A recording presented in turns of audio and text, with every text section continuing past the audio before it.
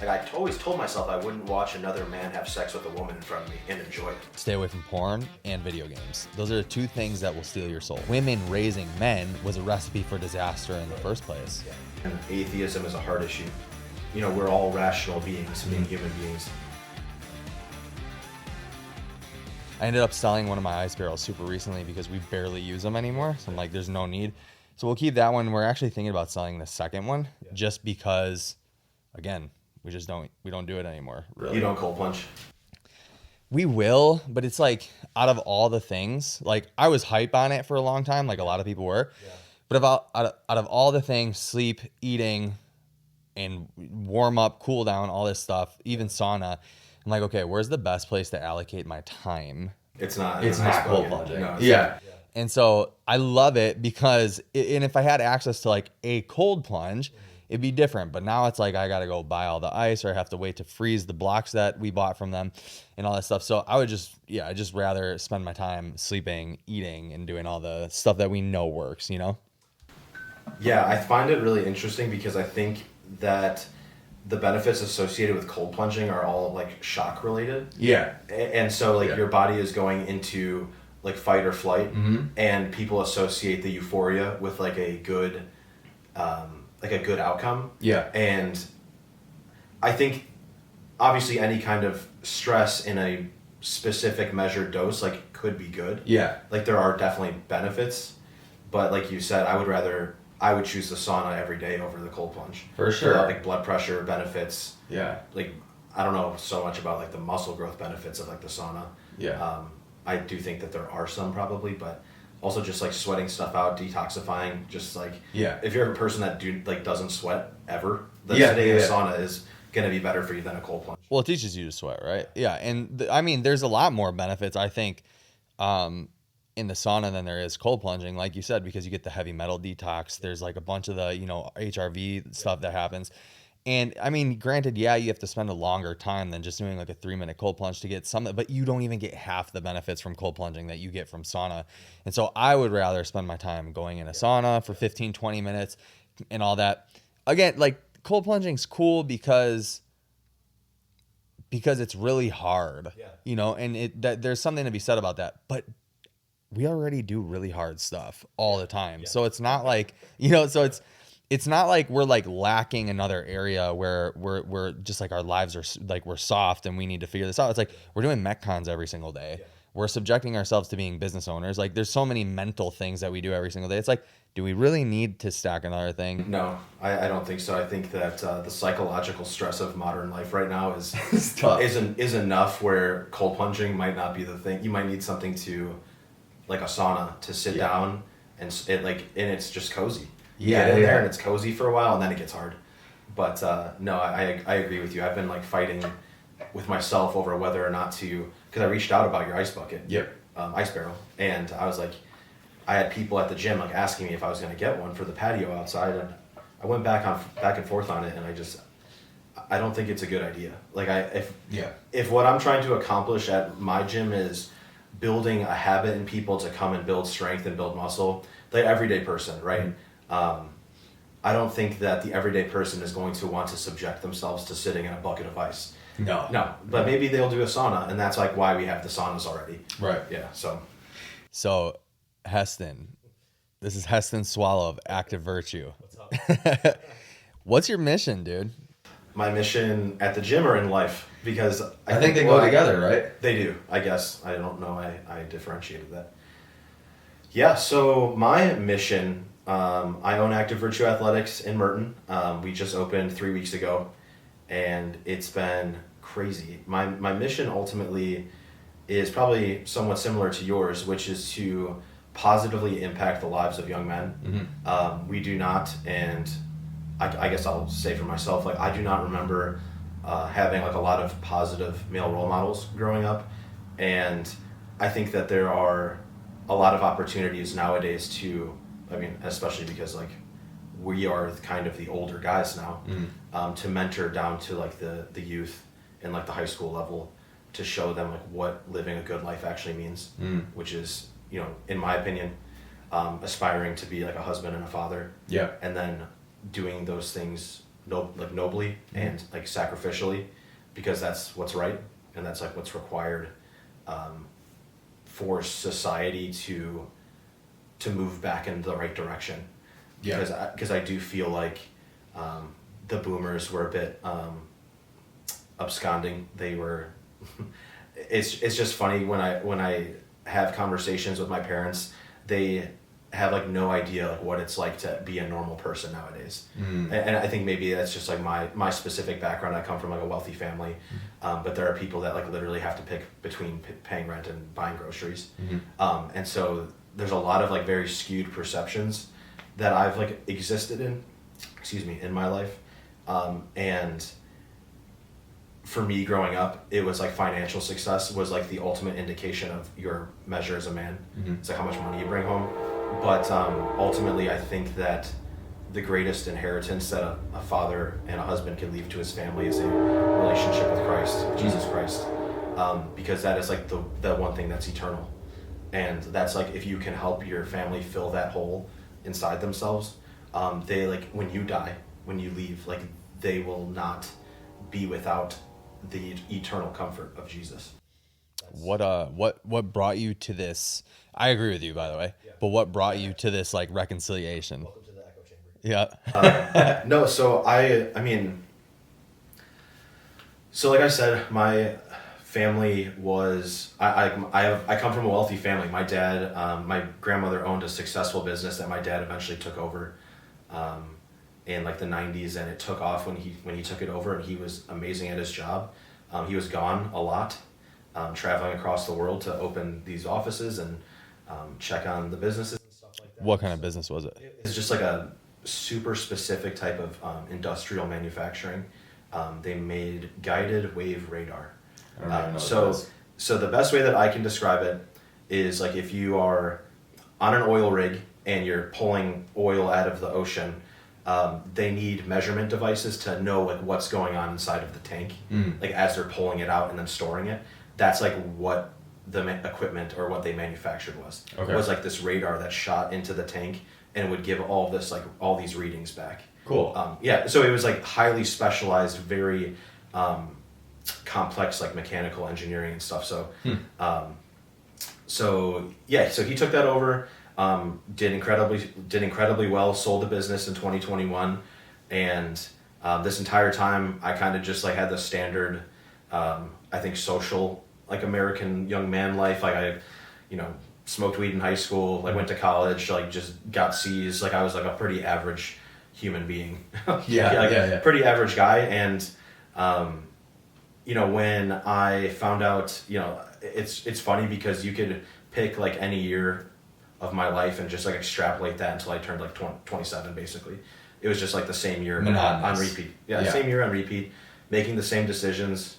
When I turned 26, I prayed for like the first time in like 10 or 15 years for the Lord to give me a purpose in my life, because I felt like my dad had made all the money that anyone could ever have made. Like when you're in that position, you can kind of like just sit in your house and just like let the time pass, and like play out the clock a little bit. Like I can just like be an inconsequential person, like waiting for my parents, not waiting for them to pass away, because I love my mom and my dad. They're amazing people. But to see like what awaits you financially when they pass. Yeah. You can kind of just like sit around and play out the clock. Yeah. And then but then you just are inconsequential, like I said. And yeah. I saw that. I saw like what my future could look like if I just like stayed home and did nothing with my life. And that was kind of like standing at the edge of a cliff, just like looking into like the abyss, basically. Like I know you were in the band scene, right? Like you played music and stuff. So did I. Like I played drums. I've played drums for like 16 years now, and I was in hardcore bands in high school, and that was the thing that I wanted to do and be, was like in a touring musician. And not every boy gets to be a touring musician. And my band I was in was terrible. It was so bad, but it was still really fun. That scene, it was a lot of good times, dude. You didn't even have to be a good band in order to get gigs and to like have people rock with you. It's cool. Yeah, good time. they're playing like VFWs for like 6 people that show up, but they're just like throwing down harder than anybody else, and it's like, dude, this is awesome. People and then there's do like not these know like what there's it's like like. these like Vietnam veterans at the bar, just like drinking like the PBRs, just like staring at you, like, what are these youngsters doing? This is the worst thing I've ever heard. Yes. But anyway, no, it's really quite interesting because like I said, I turned 26. I was praying for the first time, like on my birthday, blowing out my candles, like feeling like I already knew what the rest of my life was going to look like, just based on what had already been. I had a college degree I was basically never going to use because it was useless. I got a communications degree. Nice. What does that mean? Right. I'm communicating with you right now, and I could do that in high school. But I just asked the Lord, I was like, I need something, I need my thing. Like, I need the thing, because I don't want to like keep existing like this. Like, and I don't want to say like I was like that, like, just, like, you know, so depressed I was like thinking about like heading out, but like, You felt purposeless. you just, it's just like, what is there for me to do when I feel like from what I have witnessed and what I see in the culture, it's like the money is the measure of the man. Like, what you bring in is like, people will respect you, you'll have friends, you'll have people that want to be around you. And I dealt with that growing up, like fake friends, like people, like I got dropped off at school in a Bentley and everyone's like making fun of the rich kid, and it's hilarious when I think about it. But anyway, I was praying for my thing, and a couple weeks later I found out we were having a girl with Becca, and I found out we were having a baby, which ended up being Penny. But for me, that was like the switch flipped in my brain, because I had this, you know, I was thinking about this in the car on the way here. My entire life, I always knew that God was real. Like, I always just felt it, like, in my bones. Just like when I interact with people, or I go out into nature, you like go to the Rocky Mountains or something, and you see something so majestic, and then you can feel how still everything is. It's like really, like I used to say that I was an atheist, but I think that is incorrect, because I was probably just agnostic after, like, my grandma passed away in high school, and I was just like, oh, why? This is terrible. Like, a bad thing happened. You know what's crazy about that? First, touching on the nature thing, I've been having this conversation a lot with Stiza at Edge. And I've been in scripture a lot lately. Like, every single night before bed, I'll read my Bible. It kind of puts me at ease for the day. And one of the things the story that I recently read, like 2 nights ago, was Jesus fed the 4,000 or the 5,000. I forget which one. I found it so interesting that he went to a remote island by himself. And I told Stiza this. I'm like, what was he doing there? And Stiza goes, that's when you feel God. That's when you connect with God, is when you go alone into nature and you just feel this overwhelming sensation. And dude, I was blown away by it. I'm just blown away by that, because I think I was on the same path as you, I think, where I don't think I was ever truly atheist. And I even to this day, I describe myself as previously being an atheist, and a hardcore one. Christopher Hitchens, I would watch all of the debates, and Dawkins, all that stuff. And the arguments always sounded great, right? They sound great. But I don't think I ever felt atheist. You know what I'm saying? And what I felt my problem was, I've always had a problem with authority ever since I was young. And my dad wasn't really around.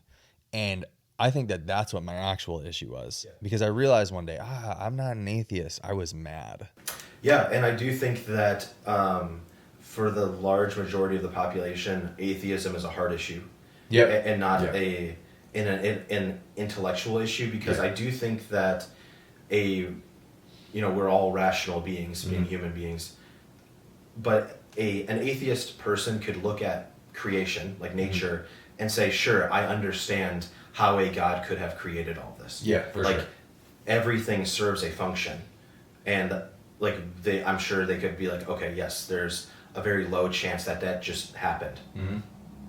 but then when it comes to the life that they have lived, the experiences they have with religious or non-religious people, like the trauma or pain or whatever, they're just so afraid of being hurt. Like, and that's like ultimately what it is the atheism is just a wall between reality and their heart. Well, and it's, I think, did you go to a Catholic school or anything growing up? No, you didn't go to a private school? Naperville Public School. Okay. So I went to a Catholic school growing up, and they actually called me like a Satanist because I wore a Spitfire hat, like Spitfire skateboard wheels. Yeah. And so because they had the pentagram and stuff, I'm like, I'm 12. I don't know what that means. Like, Bro, I'm 12. yeah, I literally have no clue what that means. Recently I kind of came to the conclusion that too, a lot of people aren't actually, how do you say it? They're not mad at religion. They're mad at religious people. Yeah. Right. Because you cannot bear, or you cannot put the weight of what a faith says or what a religion says based on the people, because people are people. They're human. Yeah. There's going to be human error, and people will treat you crappy and like shit. And that's not necessarily a reflection of the religion. Just like if somebody at like one of the Target workers treats you like shit, it's not a reflection of Target's values. Yeah, exactly. Yeah, that's perfectly said. We are frail, finite beings, and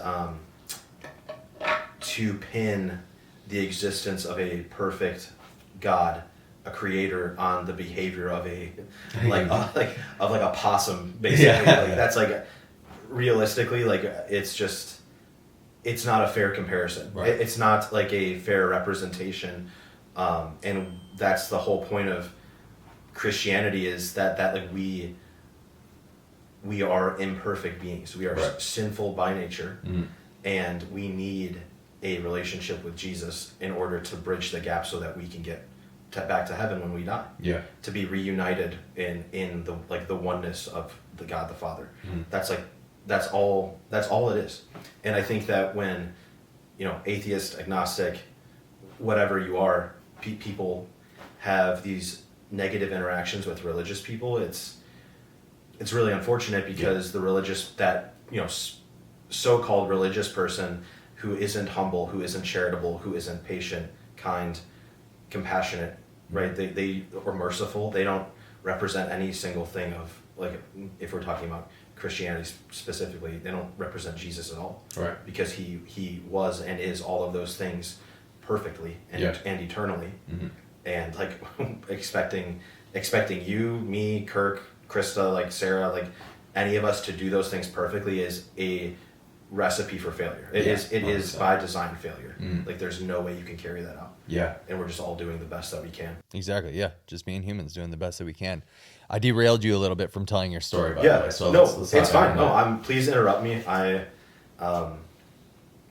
just quit caffeine. Nice. Yeah, and Zyn. I was all right. I was ripping Zyns for a month or two. Yeah. Just trying to squeeze every ounce of productivity out of my brain that I could, and I hit a wall. Yeah. And so the past 2 weeks I've been caffeine and nicotine free, and I feel like my brain is mine. Yeah. And good. It feels really good. So, derailing my story. So, let's see, where was I? You were talking about you prayed to God, found out that you were gonna have a yep. Yeah. Okay, got you. Yeah, and so ultimately, like I said, on my birthday, November 4th, 2018, I would say I cried out to God. Like, in my heart, I was just like, I need the thing. I need the thing that is going to be my life's work. I don't see like why I'm here. Like, I don't get it. And then we found out, a couple weeks later, like, Becca, I'm sorry, we were using protection. She was on hormonal birth control, and we still, we had Penny.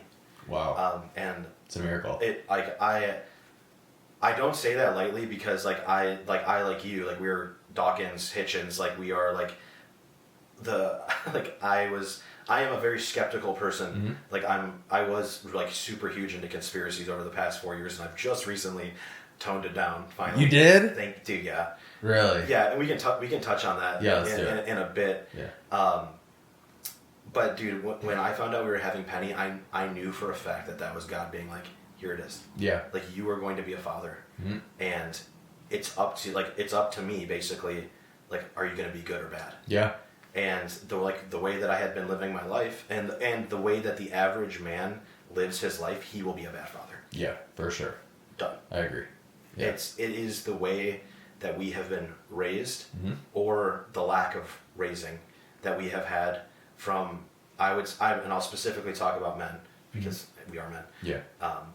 But the lack of wisdom that has been disseminated into us by our fathers, our grandfathers, their grandfathers before them. Mm-hmm. Like, if you look back over the course of like U.S. history, like, we were in like war during the 1900s, basically. Well, I wouldn't say basically the entire time, but like, if you add up all the wars, all of the men were gone. It's been basically. Yeah. It feels like the entire time. Yeah. And you think about like what happened. The men had to go and fight, and the women had to come and take over, like and fill those positions where when the men were gone and everyone's getting killed, and then they come back, and it's just like you have entire like hundreds of thousands, if not millions, of men coming back from the horrors of war without trauma therapy, without EMDR or like going on Google and finding a therapist. And it's like you have these guys that just like have to figure out how to like exist in their brains again, and they don't say a thing. Yeah. They are silent men, the silent generation. I go back and forth with that too sometimes, because when I look at my grandfather, although he definitely had his flaws for sure, I almost look at him though as like a prime example of the type of man that I would want to be. Really? Yeah, because it's it's my belief that men are supposed to be the stronghold, right? We're supposed to be the strong figure of the family, not really show much emotion in terms of like, being scared or being, sad or whatever, because I think that we are built for the responsibility of everybody else being able to lean on us, right? So I think so my dog recently passed away, and anytime that I cried about it, I cried alone, right? I cried a little bit in front of Heather and my ex when we put him down and stuff, and a little bit before that too, but never weeping, right? Because I want to make sure, and I could be wrong, I could be right, I don't know. But I want to make sure that everybody feels comfortable that they can lean on me rather than seeing me in a weak position and being like, ooh, I don't know if I can rely on him to be whatever. So my grandfather though was always like Golden Glove boxer, military guy, like didn't really show sadness, emotion or anything like that, but always showed happiness, right? That was like the one emotion that he made sure to share with people. Even when he was dying from cancer, the thing that he never, I remember one time he had fallen and they called me over because I lived next door, and they called me over to come help him. Not one shred of fear came from this guy. And he just said to me, he's like, don't ever get sick. It's not fun. Those were literally his words. Yeah. And what I think it's interesting that you said is that men were gone for so long and women took over. And I don't want to make this like I hate women type thing, right? Because it's definitely not what I'm trying to say. But I think what happened was women basically took over the household, and they're doing the best with the tools that they have. But the tools that they have are inherent to like women's nature, and so women raising men was a recipe for disaster in the first place. Yeah, 100%. And I had a grandfather like that too. Mm-hmm. He was a Marine. He passed away 2 years ago, and he was exactly like as you described yours. He's just like stoic, but joyful. Yeah. And that is I also think that not crying in front of your girlfriend or Heather, or your ex or anything, like, I think that's the right move. Mm-hmm. I think that as the man in the family, like, you have to, like you said, be the rock that they all lean on. Yeah. Because you can't handle it. Right. But that's also where you need on the back end guys. Yeah, like, for sure. Like not bros. Brothers. Yeah. That you can be like, guys, like, I am like, I'm sorry your dog just passed away. No, thank you. Yeah, I'm sorry. But our family dog, Bella, passed away like 3 or 4 months ago. I feel like there's been a lot of it. Yeah, I'm sorry. No, it's all good. It's all good. Dude, she was 15. She was an old broad. Yeah. But anyway, no, it's perfect. Yeah, you're right about that. It's like the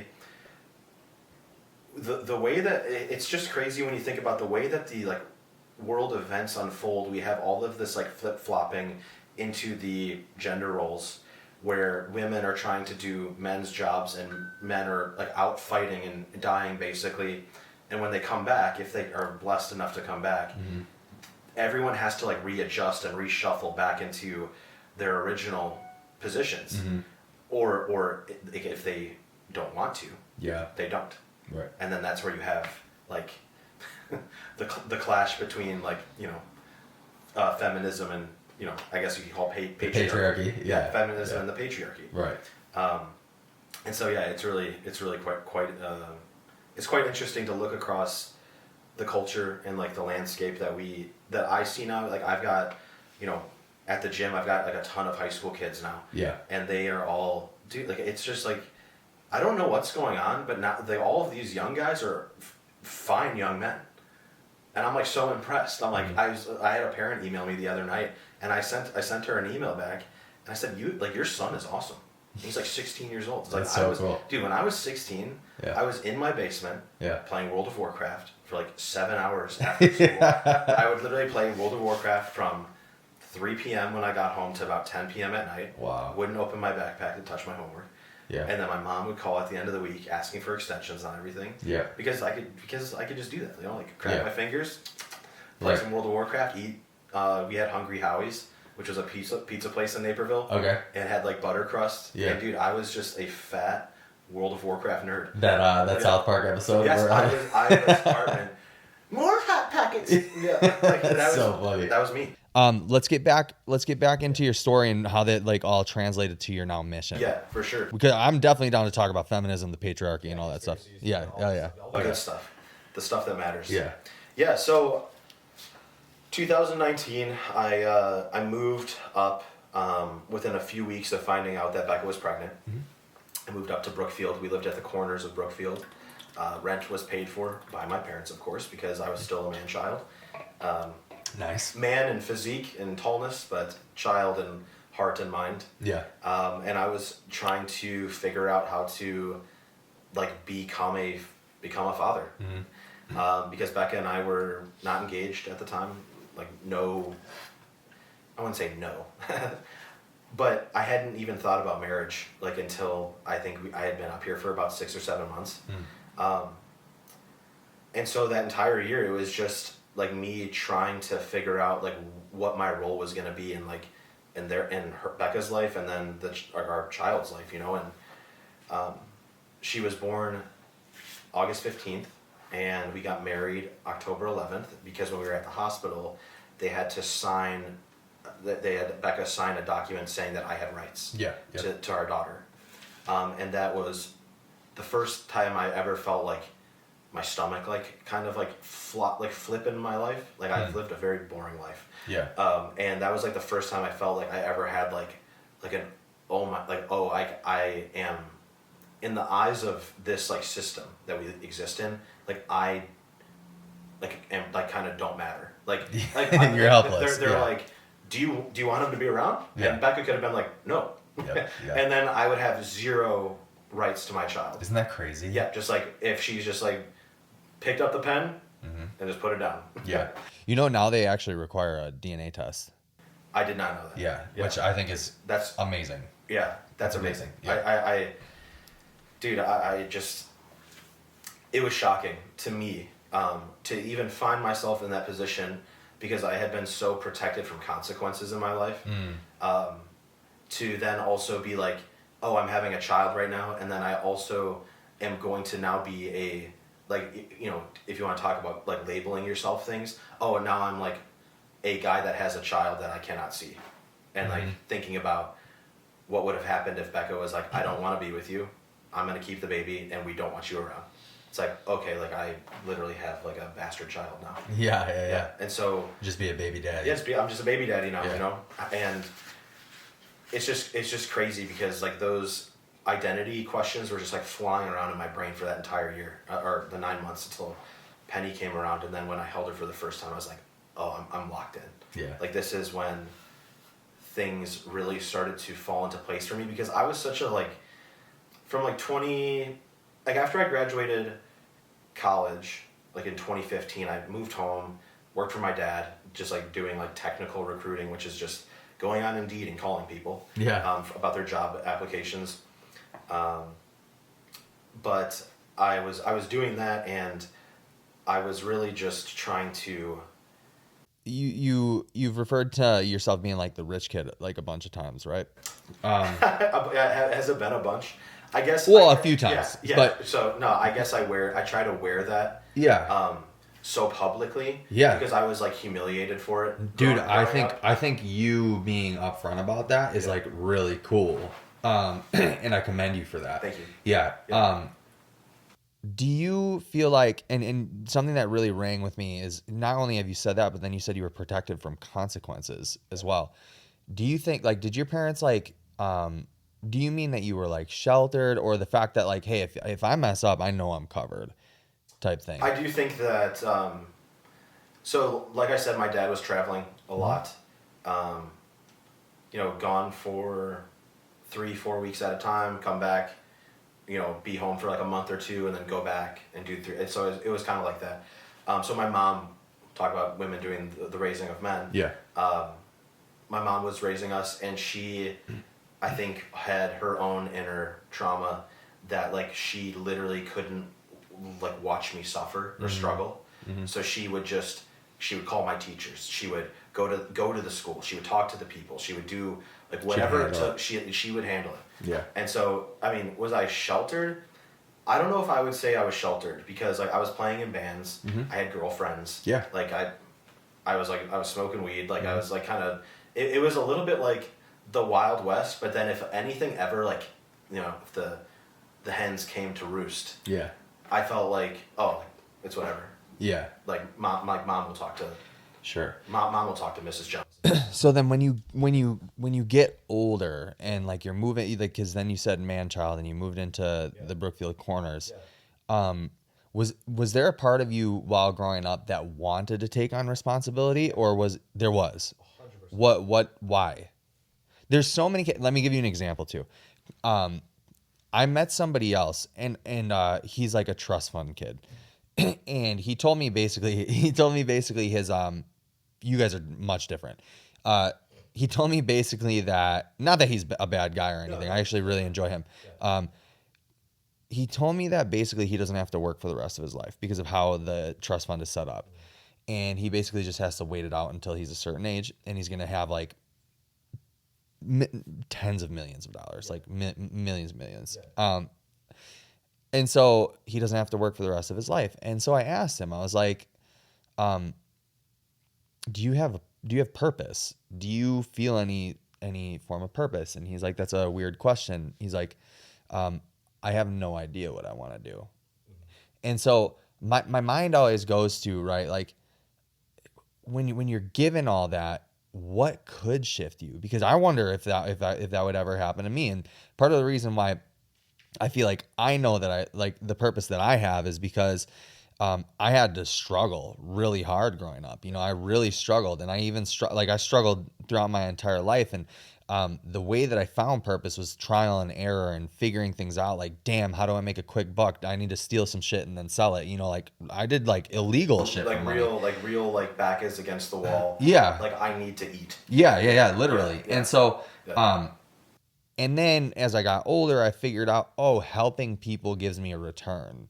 I like to help people. And by the way, helping people is really selfish too, because the way that I feel when I help people feels really good, and, so anyway, I had the conversation with that guy, and he's like, I don't ever have to work a day in my life and blah, blah, blah. And he doesn't seem to be on the quest for purpose whatsoever. And not that I think that's inherently wrong because of the way that the world that we live in now.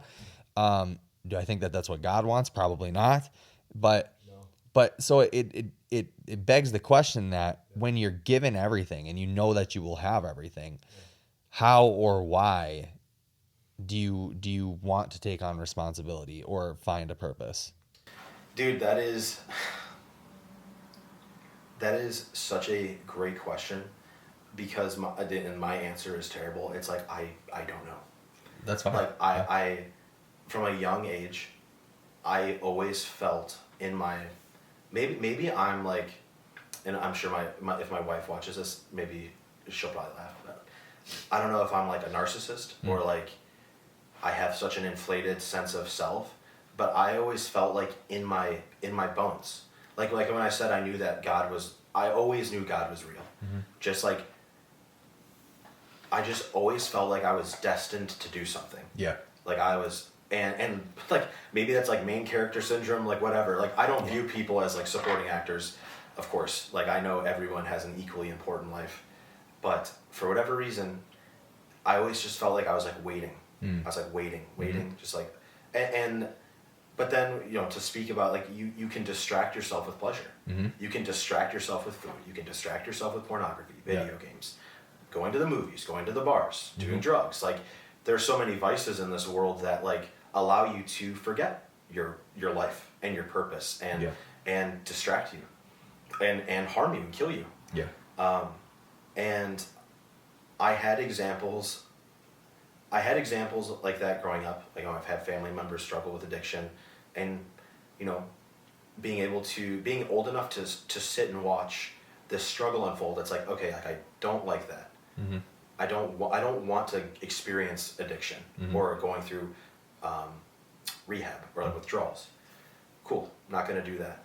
Now, so I'm going to sit and wait. I know I'm not going to do that. My mom, God bless her, she would always like come and sit on my bed when I was living at home, like after college. She'd be like, you should go out to the bars with your cousins because you kind of don't have friends. And I was like, well, Mom, I'm not.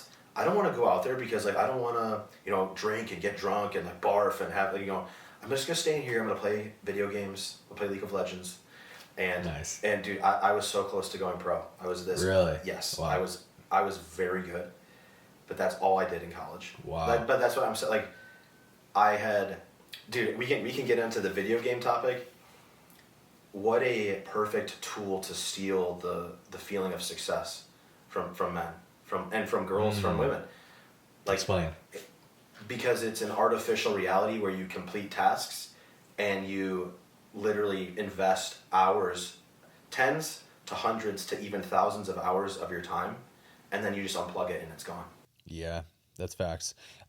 Two things that I usually tell young men to stay away from, especially if they're struggling to find purpose and they don't do any personal development type of work.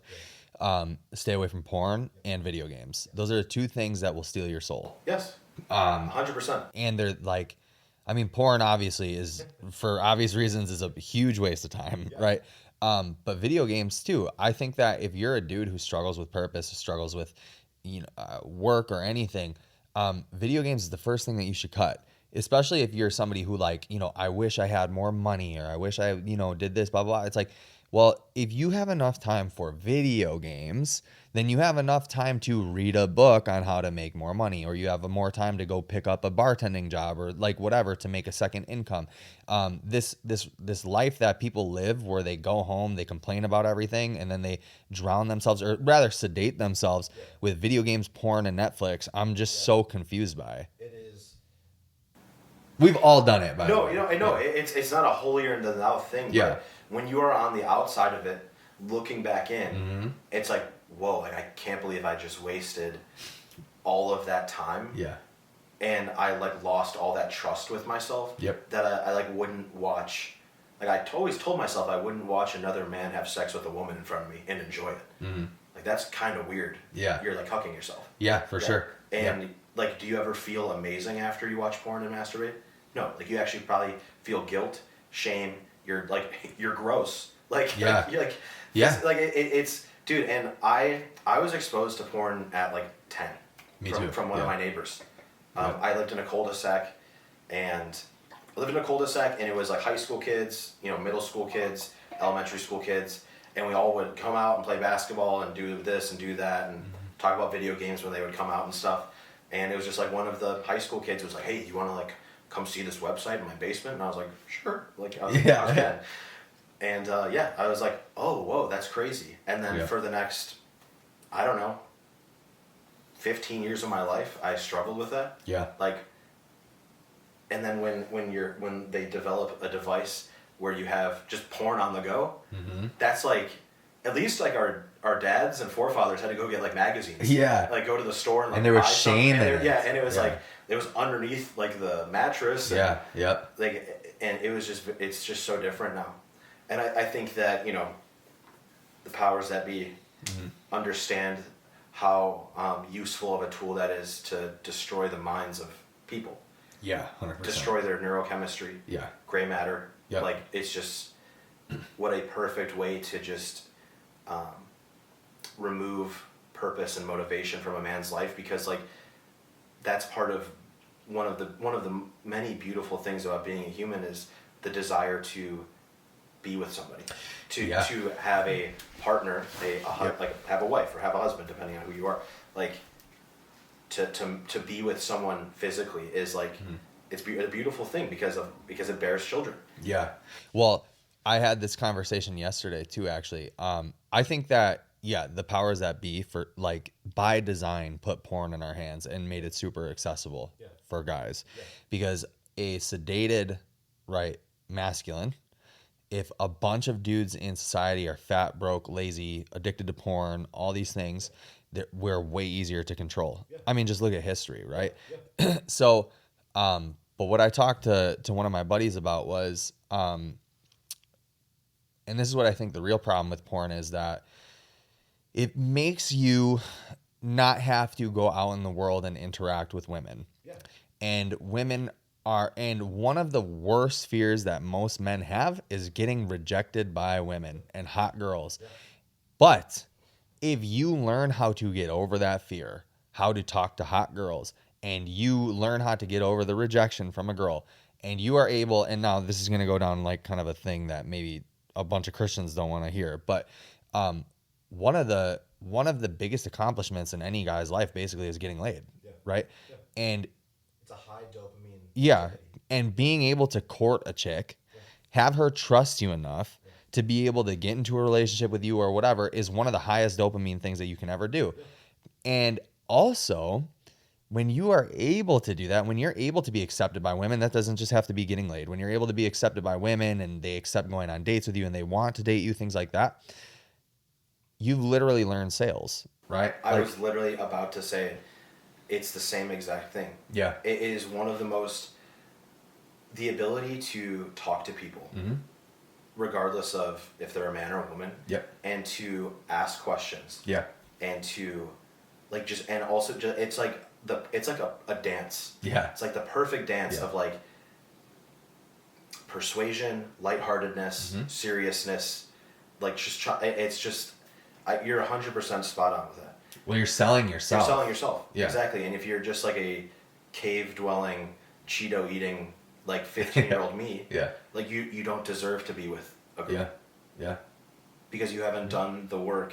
And I think that's like a Jordan Peterson thing. I think like now that we're talking about it, I think I remember hearing him say, like you literally have to become someone worthy of someone else accepting you. Yes. Yeah, and that's not like, that doesn't bear any sort of relevance to your worth as a human being. Yep. Because if you are a human being, you are infinite in value because of the cross. Your soul. Because of your soul, Jesus, because of the cross. Because he is God, so he is infinite, and him going to the cross paid the fine for in an infinite sense. Yeah. So like you have an infinite value as a human being. But when you like aren't a person that can talk to people, be suave, be charismatic, like walk into a room and introduce yourself to people, you like watching porn destroys your ability to represent yourself. 100%. Your confidence just goes out the window. If you don't have the ability to talk to women, you probably don't have the ability to talk to somebody that you wish to be your mentor or in business with. It's just like I've seen, and I don't have any statistics to prove that, but I've seen it time and time again, where the guys who do the best with women typically do the best everywhere else, which is just insane to see, right? But again, that goes to like sedating dudes. So now you have a culture of like incels who just sit in their basements and things like that. And because they don't feel accepted by women, so they're mad at women. And what I think truly going conspiracy, right, is that it's all part of separating the house, right? So get the men, exactly, destroy the family, get men addicted to porn. That way they don't feel like they need a woman. Now women don't feel accepted by men. So now we're going to do the feminist movement. We don't need men anyway. So all these things, right? Yeah, man. Yeah, it's a wicked rabbit hole. I mean, realistically, if I'm being honest about like me and who I am as a person, like men are the leaders, Yeah. and women, you know, look to the men, and it's, you know, you can see this in relationships where women typically take on the politics of their husbands. Yeah. Yeah. And so men are the first to go. Like men are the if they take the first step and they start to do something, whoever they're with is going to come with them. Like Yeah. it's just by nature, unless it's, you know, that's like, we could Yeah. go down relationships, we could do whatever. Yeah. But like it's amazing what people are willing to put up with for any length of time, like if it's like an abusive relationship or whatever, because then, like, you know, 3 years in an abusive relationship, 4 years in an abusive relationship, the woman will just be like, okay, I'm done. Like, Yeah. I've had enough. Yep. I've lost complete trust and faith and in this guy, and he's been hurting me or whatever, and I have the strength to go. And then they go, and then they just like get back into the next thing.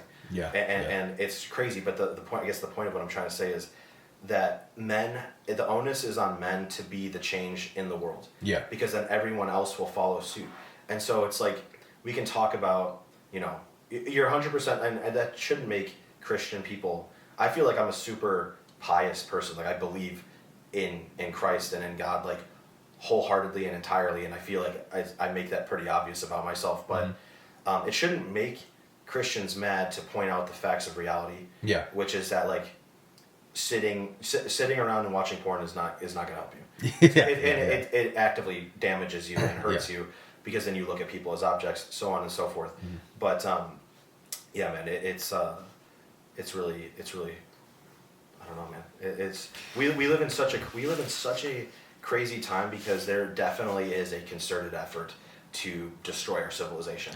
Yeah. Like 100%. it's like blatantly obvious. Yeah. Yeah. Yeah. If you have the eyes, if you have the ability to discern, like, look at the world, like, step out and then look back in. 30,000 foot view. Yeah, it's like 30,000 foot view. It's like, oh, there's like literally probably 3 wars going on right now. There's probably one we don't know about, but there's 2 wars going on, hot wars going on. People are shooting and killing each other. The economy, like, inflation's like 40%.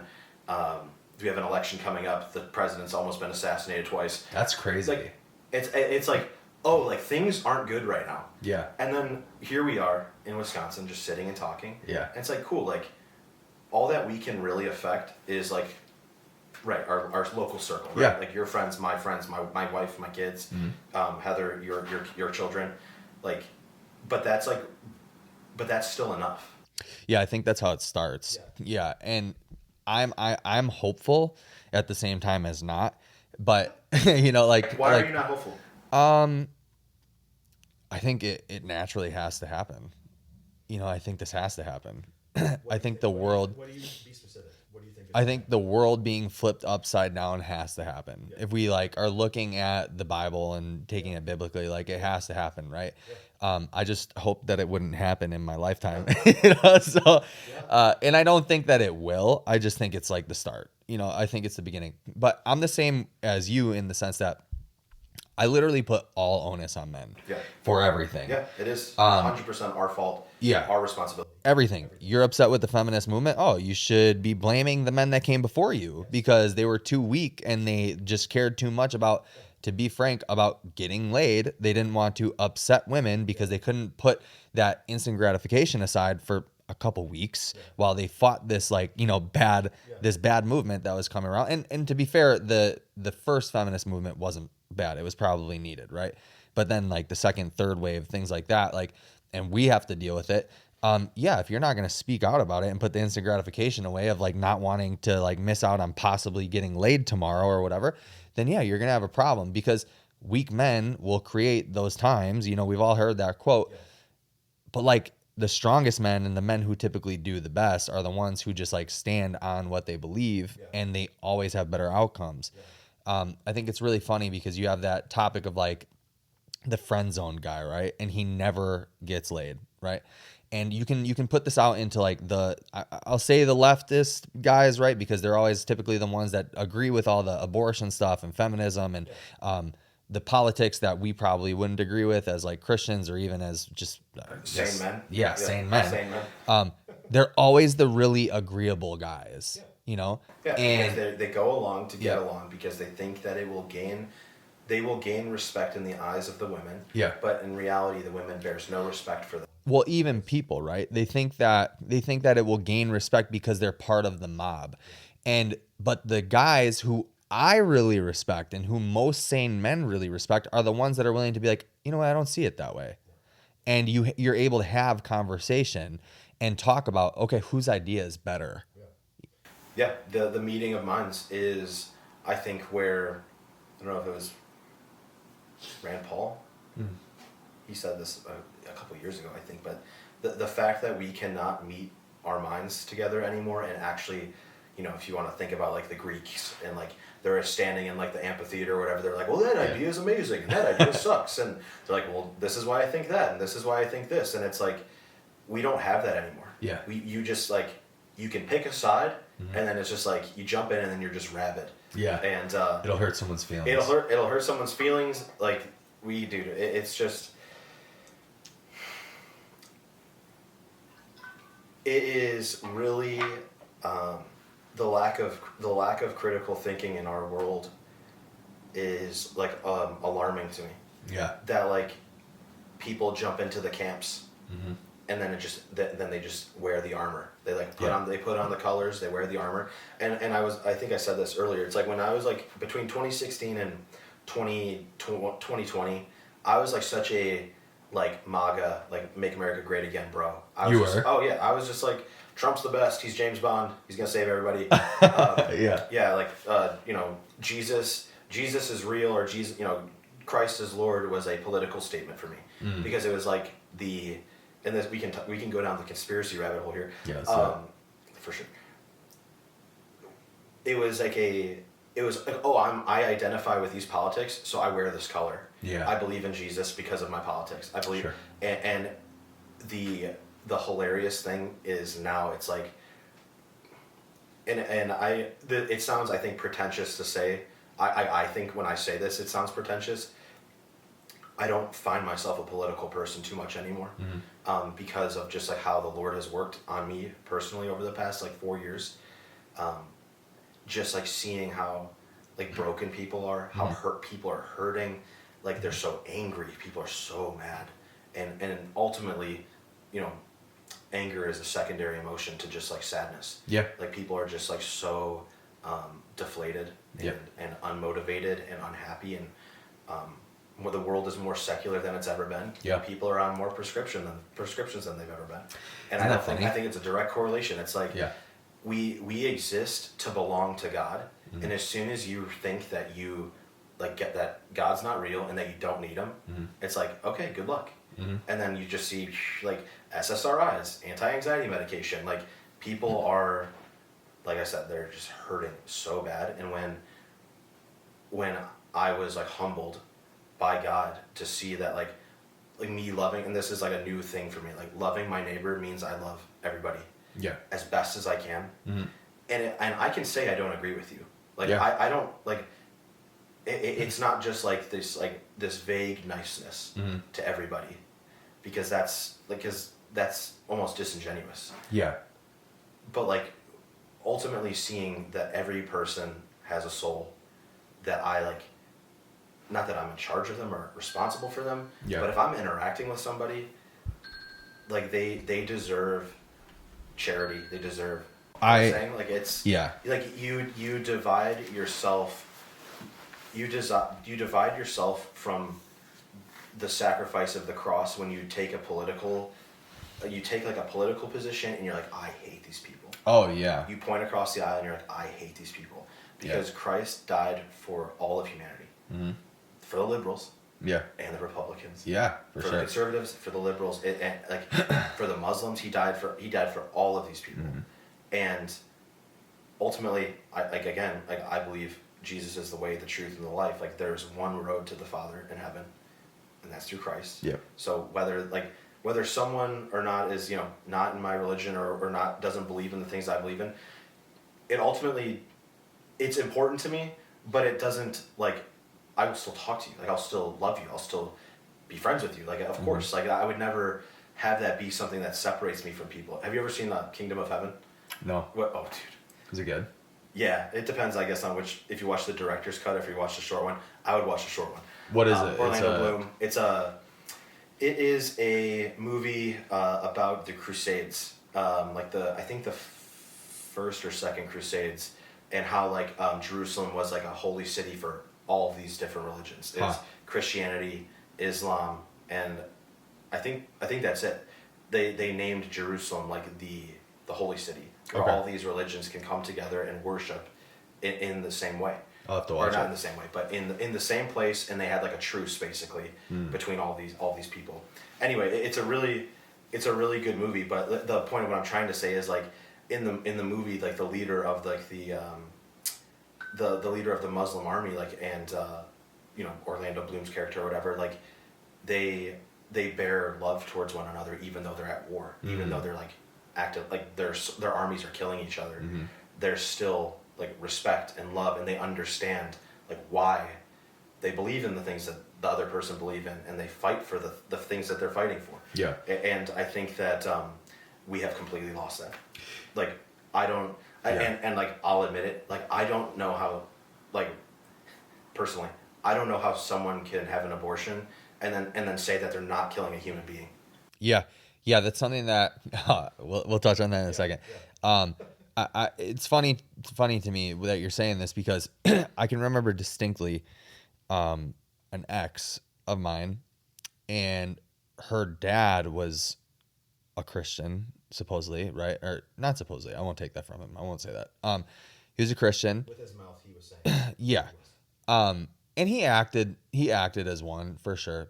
However, there was always hate towards liberals, hate towards the other party, the opposing party, and hate towards even like, I remember not 9/11, but something else was happening in Afghanistan. I forget later on when we were like in high school. And he would always talk really, really ill of Muslims and Islam and stuff. And I was always just kind of being like, man, is this a Christian? Like, is this what Christians do? And I think that, yeah, you can disagree with people's politics. You can believe that there's evil in the world and people are led by evil and things of that nature. But yeah, talking about a group of people as if everyone in that group of people is evil or bad is just... No, it's completely incorrect. Yeah, and it's not... I don't think that aligns with the Christian faith whatsoever. No. And to separate yourself from people simply due to their political viewpoints is crazy to me too. You have no idea what shaped that person's opinion. You won't even have the conversation with the person about it. And they might not even have the conversation with you. Yeah. But that doesn't mean that they can't be a good person. Because, for example, if we don't agree with somebody like that on the topic of abortion, it doesn't mean that we think that they're abhorrent, terrible people all the time, right? Because they might have other good takes. Now, we don't agree with this one really important ethical issue that we have. Yeah. But that doesn't, by the way, people that might be in line with abortion, be okay with abortion, might not be people that would get abortions. Yeah. You know what I'm saying? So, yeah, it's crazy. It is. Yeah. And ultimately, like I said, for me personally, like, and dude, I got this like Google review. Someone posted a Google review for my gym. It's like, too bad this owner like imposed his religious views on the gym. And they gave me a 1-star review. They've never been there. Wow. And I found that I was joking around with my friends. They're like, "That's actually kind of like a 5-star review if you think about it, because like, you're kind of like doing what you said you would do." Yeah. But like even finding it within myself to be like, okay, like they don't get it. Yeah. That's okay. They've never been here. They've never experienced like the gym or how we interact with people. Mm-hmm. But it's interesting that you say that, because just by me promoting like the culture that I'm creating at the gym, like she saw that it was Christian in nature, and just immediately was like, 1-star review, I'm never going there. Yeah. And it's like, oh, like I wish you would have come here to visit, because like I don't like take out my Bible and smack people with it and chant at them in Latin, Not like yet. as they're like doing like chest like flies on the machine. Yeah. Like might be motivating. Yeah. It might be, and it would probably be good for that specific person. Yeah. But the point remains. Just like you're right about that. I think that I have had a really hard time personally leaving the dogmatic camps politically, because ultimately I think that it's a way that we can vie for like a sense of control in our lives. Yeah. And like you said, be accepted by a group of people. It's like, hey, like I believe or think X, Y, or Z, and you do too. Like we have that in common. We should be friends. Yeah. And then like just claiming the labels, you like you said earlier, you get to join the party. Yeah. Like you get to be a part of the group, and then you don't feel lonely. Yeah. And that's ultimately like I think what the majority of people are suffering from nowadays is just loneliness. Yeah. And so they just align themselves with these camps. You know, if it's LGBTQ, if it's being liberal, if it's being Republican, if it's being Christian, it's like there are people that are professing Christians that don't believe any of like the core tenets of Christianity, but they claim it anyway because they want to be a part of a group of people. And I think that just speaks to just human nature. Like we are tribal in nature. We want to be accepted by a group of peers, be around loved ones, etc. So, no, I think that's spot on. Yeah. Why is it your mission specifically to talk to young men? Because I think that I wish I had that. Yeah. Yeah, I wouldn't say I think. I do know. Like I said, it's been on my mind a lot today and yesterday, and the past couple weeks. Just the amount of time that I spent in my parents' basement, just like thinking that I would never, like it's just funny because like I know I said like I always felt like I was destined for something, but I also at the same time felt like there was nothing for me, and I wish I just had like an older brother. Yeah.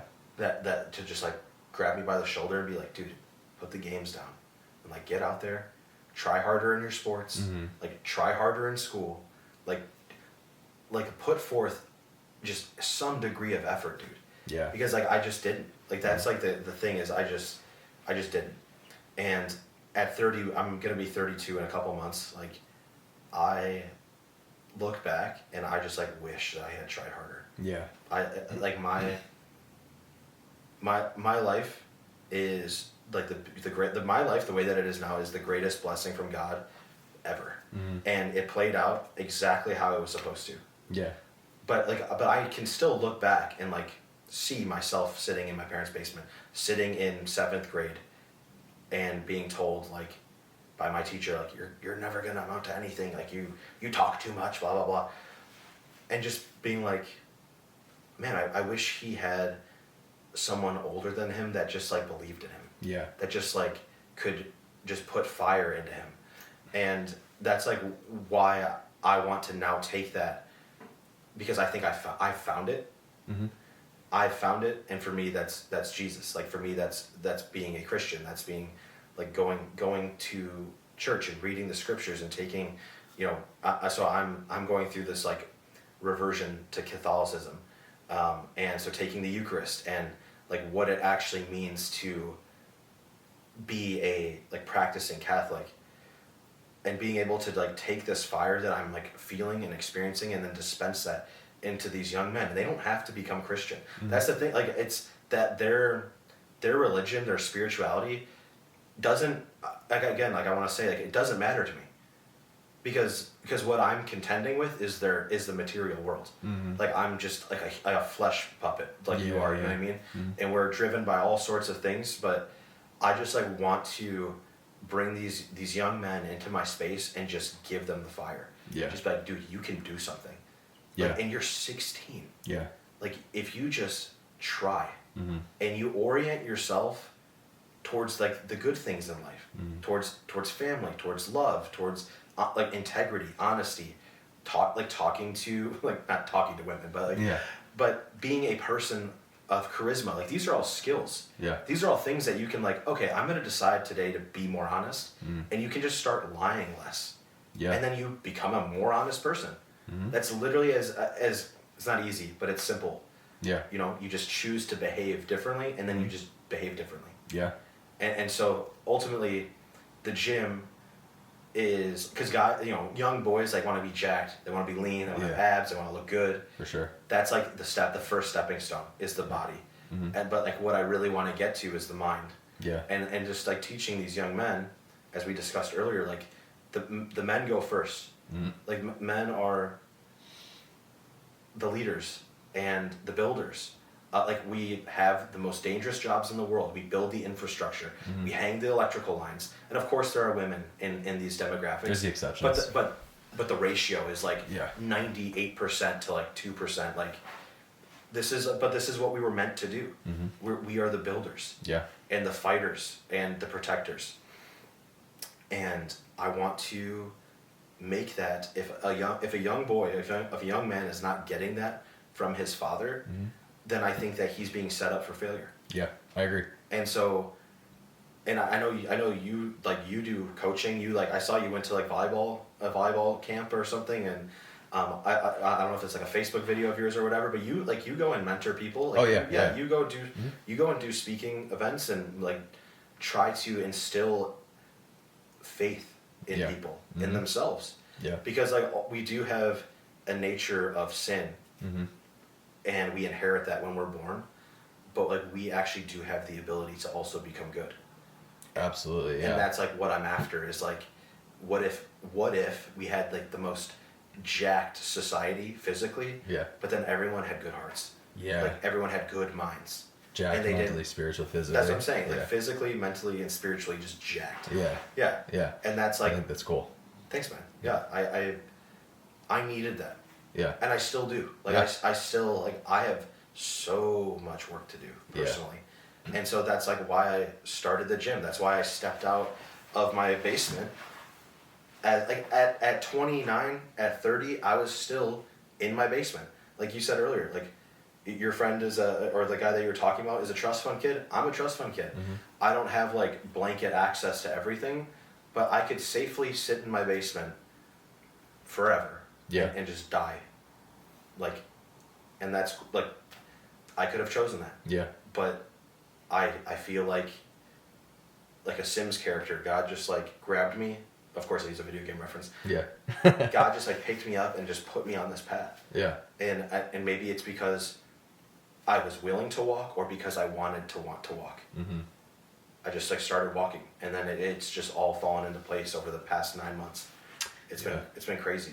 That's freaking awesome, dude. I think it's really admirable for sure, because I think that, like you said earlier too, that the world is hurting. People are lonely, and you can really see that in our youth right now. Boys don't know how to talk to girls. You know, girls are being definitely led astray with the figures that we have, and you know, music and you know, the Taylor Swift and all these people. They're definitely being led astray from what's going to make them most happy. And I believe the same with guys too, right? Because like the focus is so much on materialism in the physical world rather than like, how can I find love? How can I find peace? How can I find happiness? What kind of woman is going to bring me peace? What kind of man is going to provide for me and help me be the best woman that I am, whatever it is. We need more people who are willing to be mentors and willing to like help kids that don't have the same guidance that we didn't have too. 100%. Yeah. I think that we must take our heads out of the sand.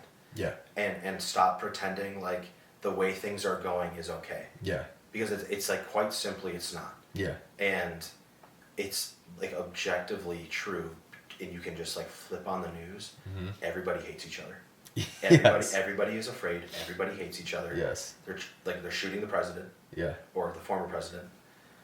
And I think, I mean, you're right. Like it's fortunate. It's unfortunate. Like I don't want, you know, not that I don't want, but like I don't want Christ to come back right now. like I do and I don't. Like I've got a wife and kids. Yeah, like, yeah, dude. I don't know what that's gonna be like. And but then you that's just like, again, my mind is vying for control over something, like trying to predict the future. Yeah. But then all that matters is this moment. Yeah. That's all. Like literally, the past is gone. The future doesn't even exist.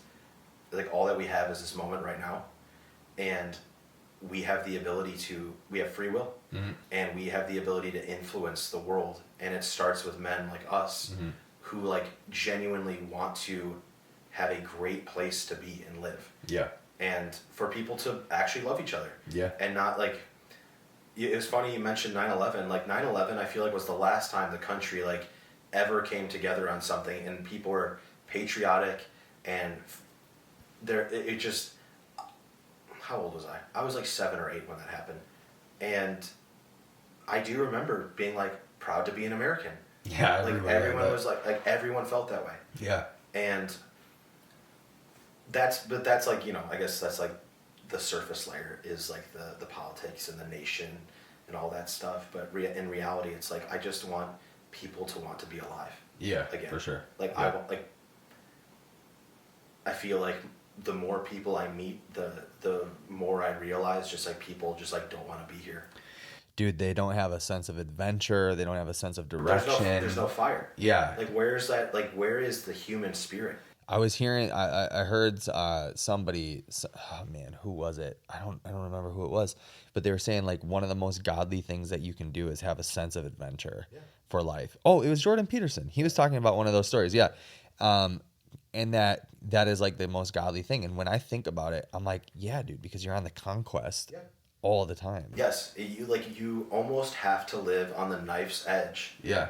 Of life, of like I have we can talk about the gyms and the businesses that we ran and stuff like that. Mm-hmm. Like I have no idea if this is going to be successful. Yeah. Like financially, like things are going really well, but ultimately that result is totally out of my hands. Yeah. But that's part of being a man of God who lives in obedience. Yep. Is like I feel like for whatever reason. And I think that I'm, just based on my upbringing, the life that I have lived, like me being called out to like invest all of this money into this project when I was totally fine sitting in the basement. Yeah. Like that, like you said, like what got you to move? Like I genuinely have discerned that it was God telling me to start this gym. Yeah. And so I'm like, I don't know, man. We can talk about like what your gym was like. Like I know that obviously like it unfortunately closed and there's like some stuff that happened there. Yeah. But no, man. I think that, like you said, I think the closest that we are to God is when we are just like on the wave. Like on the wave, like hitting the, I don't know what you call them. Have you ever surfed? I'm not a big surf guy. No, hitting the swells. Like, yeah. When you're riding the swells, bro, and like heck yeah, cutting waves, like that's like when I feel like you are as close to God as you'll ever be because you are living on faith alone. Yeah. So that's something else that I heard today actually was that somebody, have you heard of George Janko? Yeah. Okay. So George Janko had this like ex-gang member on his podcast, and they were basically talking about how living in fear and anxiety is actually a sin because you're not giving it to God. No. And although I think that part of human nature is being in fear, right? Like, you know, part of it. That really hit me, and I was like, oh man, like some of this fear about stuff, why don't I just trust that God's going to figure it out? Yeah. You know, and then trust that like, hey, maybe I should send this person a DM to be on my podcast. 'Cause, you know, instead of being scared of like, what could they possibly think or whatever, because maybe God will just figure it out. And I read a book called Outwitting the Devil. Have you heard of this? Yeah, I've heard this book. Yeah. It's a really, really good book. And in the book, he talks about in the conversation with the devil. I've probably talked about this more times than I can count on this podcast, but it's so relevant right now. In the book, he talks about having a conversation with the devil and how the devil keeps man from reaching their full potential. And the main point of that whole thing is that fear is the thing that he instills in people via churches, schools, the government, things of that nature, like people telling you like, basically, this is what you are supposed to do. You could never do this, you know, all this stuff. And I'm like, dang, dude, that's a really good, like, just thought experiment, right? Like, what would you do? What are the things that you would take chances on if you just didn't have any fear? Yeah. You know, it's a crazy thing to marinate on. It is, because I know, like, I can count on like 10 times today I made decisions basically based on like, I don't know if this is going to work. Yeah. I don't know. Like, I don't trust myself with this. Especially just like I said, with the gym being open and we're making like more investments into equipment. And it's like, well, I would rather not listen to the feedback of my members and just hold on to the money because that's where the safety is, right?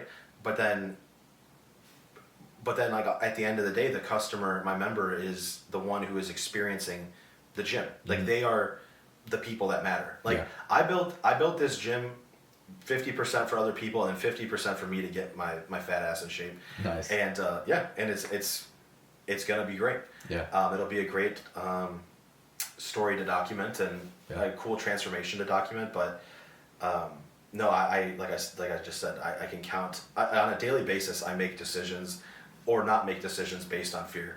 Yeah. Based on lies, or just like the smoke screen that the devil puts in front of us. It's like, no, you can't do that. Yeah. And it's like, oh, okay, like I can't do that. Yeah. You just agree. But you just agree.